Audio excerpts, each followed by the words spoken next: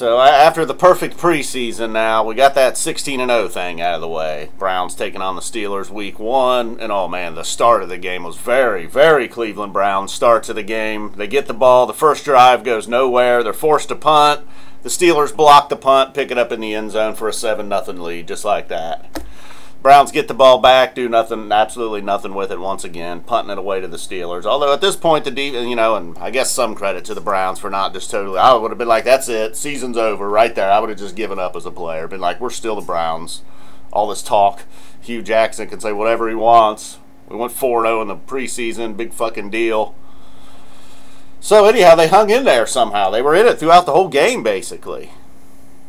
21-18 was the final score. They get a touchdown. They put a drive together in the first half, get a touchdown run from Kizer, tying it up. You know, after that blocked punt for a touchdown, the Steelers weren't doing much on offense.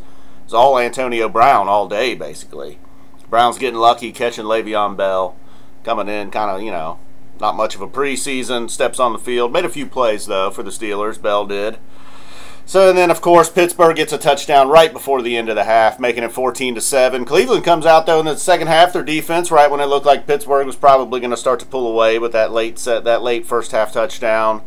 Cleveland's defense stops them, and then Cleveland puts a nice little decent drive together. Gets a field goal, 14-10, of course, Pittsburgh. More Antonio Brown.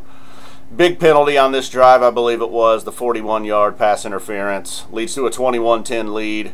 Pittsburgh pretty much never looking back at that point. Although the scoring stopped there for him, the Cleveland defense. For the most part, the Greg Williams defense. Oh, they're going to be good, dude. Greg Williams is the defensive coordinator. It's true. Tackling much better, making plays on the ball. Yeah, I'm coming around to Peppers, too. Mr. Michigan himself, now a Brown. Didn't get a whole lot of action on the return game today, but hopefully he'll make his mark there. Joe Haden over on the other side of the field. Not a whole lot of bad coming from Joe Haden today.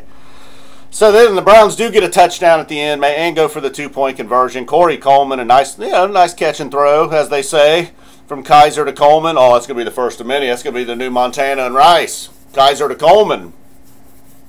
Seeing some rings in the future for those guys. All right. I can dream, all right? So it's early in the season. There are a few positive things happened today. Anyhow, Wilcox for the Steelers knocked himself out on the play.